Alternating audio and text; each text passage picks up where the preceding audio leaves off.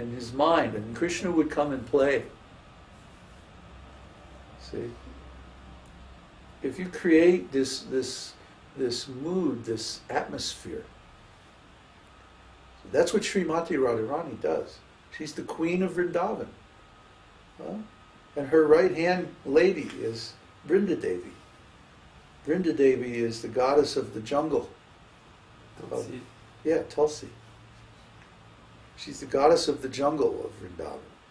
And so she's in charge, she's the mistress of all the trees and the animals and, you know, the wild life in the Vrindavan jungle.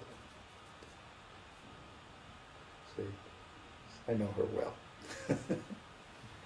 So, you know, we have relationships with all of these personalities because of our devotional service. And then we get to know them. And I mean, this is just so much more wonderful than worrying about, you know, all this material nonsense. And I mean, you can't imagine, it's just so wonderful. But why would anybody want to be stuck in material life and you know, all this pain and suffering and just temporary existence, when you could be in the spiritual world playing with Krishna and the cows and the gopis and the birds? And, I mean, why would anybody want to do that? I don't get it. So, anyway, are there any final questions? There's, I have a question about the stages of spiritual development with the faith, service to the Guru, like that. Is there any relationship with those and Paramatma, Bhagavan? Or is it sketchy? Well, actually, yeah, there's no like hard and fast relationship. Okay. You know. But generally speaking, a person has to attain at least Paramatma realization to reach anartha nivritti. If you don't know who you are, if you don't know that you're a spirit soul, if you don't have Brahman realization, how can you approach a bona fide spiritual master for initiation?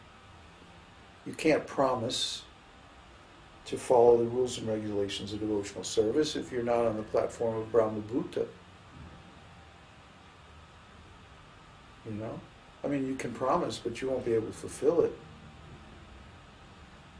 And similarly, how can you love Krishna, or even begin the process of loving Krishna, unless you have Paramatma realization and you have access to him within your heart? I thought maybe previous lifetime or so.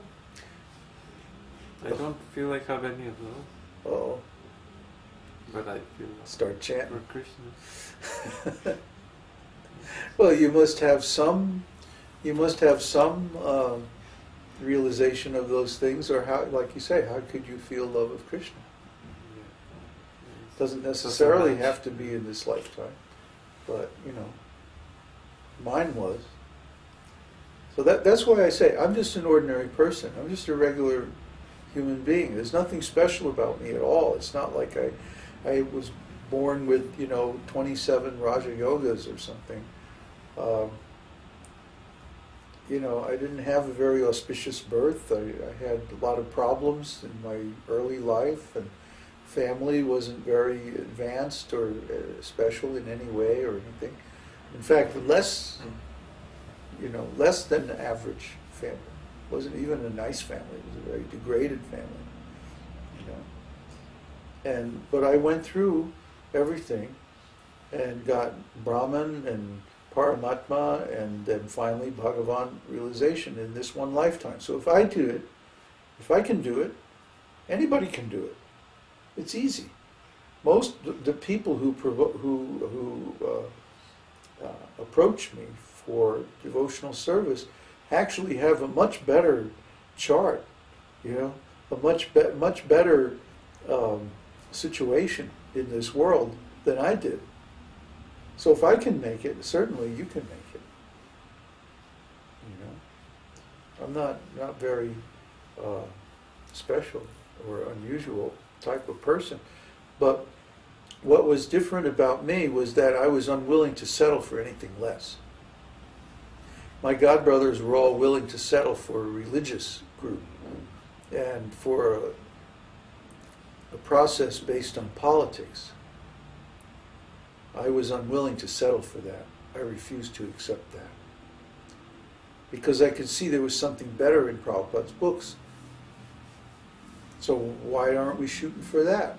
Why are we shooting for some lower, mundane, actually, aim? Prabhupada says this is the goal. This pure devotional service is the goal. Not this, religious politics and all this nonsense.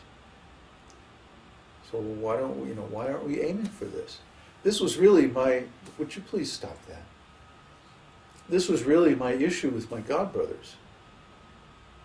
And all the other issues I had with them were actually based on or related to this one issue. That Śrīla Prabhupada is giving in his books that pure devotional service, pure love of Godhead is the aim. Pure Kṛṣṇa consciousness, complete self-realization, that's the aim. That's what we're doing here. That's what we should be going towards. They wouldn't accept this. They say, no, it's just about power and money and influence and stuff like this. And I refused to accept this, and I was always questioning this. Why have we accepted a lower standard?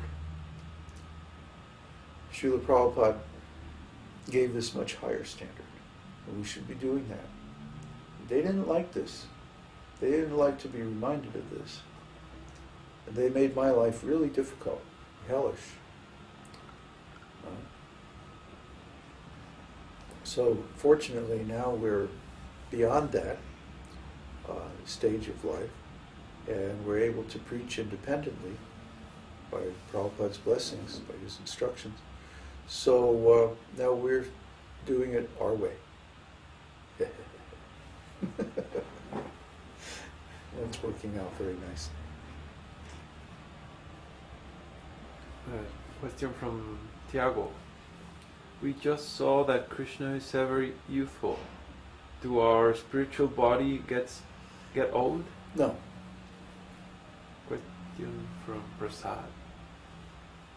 At the time when the jivas fell down, they should all have started with neutral karma.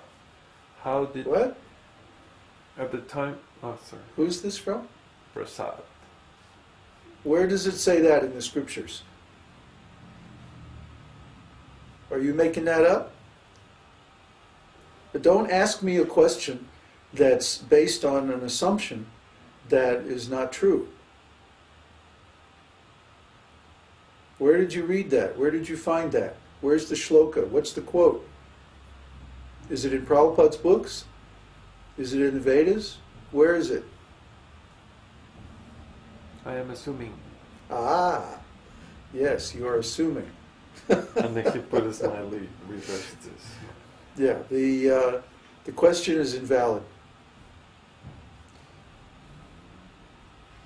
Based on a false assumption. Mother Indira commented, Bharatanatyam. My nieces who learn those use a lot of those gestures, and we ask them not to do that in normal life. For people who don't know these dances, it looks weird because they try to communicate with... Americans are always worried about being weird. Mm-hmm.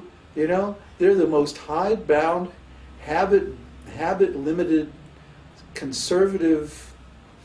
What do the neighbors think? Huh? Yeah, what do the Joneses think, right? Sociopathic.